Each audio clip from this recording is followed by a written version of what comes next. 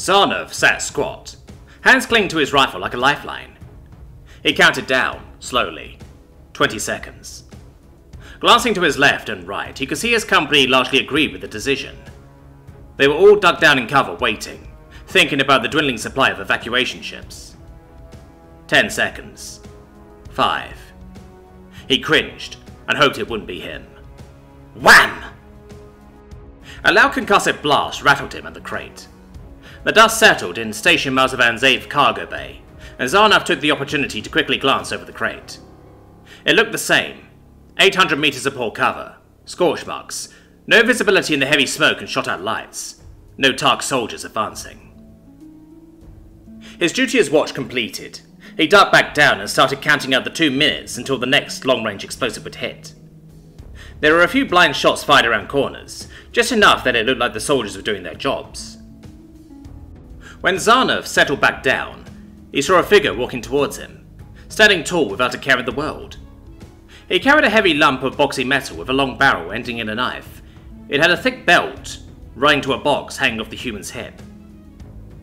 He was in the dark grey camouflage that marked him as part of Mazavan's militia, but was walking like an oblivious civilian, and the bright red pointed hat he wore negated any benefit of the camouflage. As Zarnov watched, a few laser shots cracked through the air as though demonstrating his point. "Get down!" shouted Zarnov. "It's no use ducking, the bullets are already past you. Who is in command here?" "Former Officer Zilnar. Sir?" "Former?" Zarnov nodded over to his side, where a mound of smouldering grain lay. It had blown out of a shipment their officer had been using for cover. The human clucked his tongue, looked out towards the Tark lines and nodded. "I think that's the bugger who took a shot at me," he said. Zarnov had lost count of when the next explosion would hit, but if the human could stand in broad view of the enemy, he could peek over a crate. He brought up his binoculars and scanned the far wall past the landed broken husks of the felled defense fleet, where the human had nodded. Sure enough, he saw a dull grey shape huddled down. "Broken fighter, 12 o'clock, by the nose on the floor, 707 meters. The dull grey shape," called Zarnov into his radio, without taking his eyes off the shape. The screen flashed white for a few moments, clearing and adjusting its brightness to reveal a glowing buckled bulkhead and remnants of the fighter's nose cone. "Yes, that was him. Good shot, your brother. Well, cheerio," he said, and started waltzing off towards the enemy at a leisurely stroll. "So, where are you going?" "The Tarks are over there. I'm not much use back here." "There isn't any cover."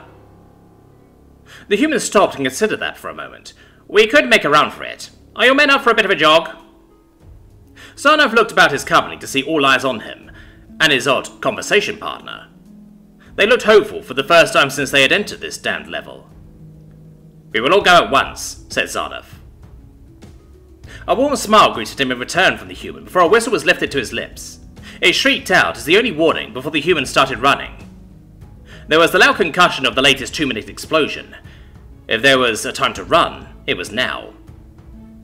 Zarnov rose and took after the officer, keeping his head low as he ran. There was a loud shocking thunder belching from the human's gun. A repeated "dak, dak, dak." He remembered the human's words. There was no point ducking, the shots were already past you, and rose to his full height, filled his lungs with air and keeping his eyes on the enemy's cover. Laser fire came their way and he raised his rifle, echoing shots back at the little sparkling muzzle flashes from the Tark rifles. Soon, his whole team was firing and running behind him, albeit at a bit of a distance. The human, however, had no such regard for his safety, charging alone toward the enemy at the front. Their fire slowed, probably due to the unknown terrifying weapon in the human's hands. All Zarnov had to do was follow that red hat, as it slowly faded into the thickening smoke. Whenever doubt crept in, he heard that weapon and knew safety lay on the other side. Even as he lost sight of the hat, he could run towards the shots. The smoke cleared, illuminated by small fires, and he found the human slumped down against a crate by the enemy's now silent mortar. The knife extending from the human weapon, dripping in Tark blood from the corpses that lay around him.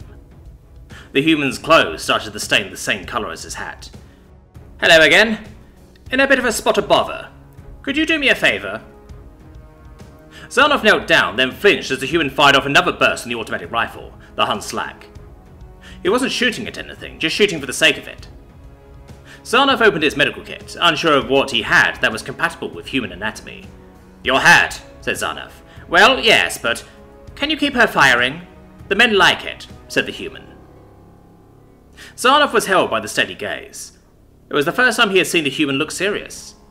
Zarnov nodded, his head dipping so low the shoulder strap could be passed over him. "They won't be able to evacuate the whole station. There is only one way to save those who will be left behind," said the human, before slapping the red hat on Zarnov's head.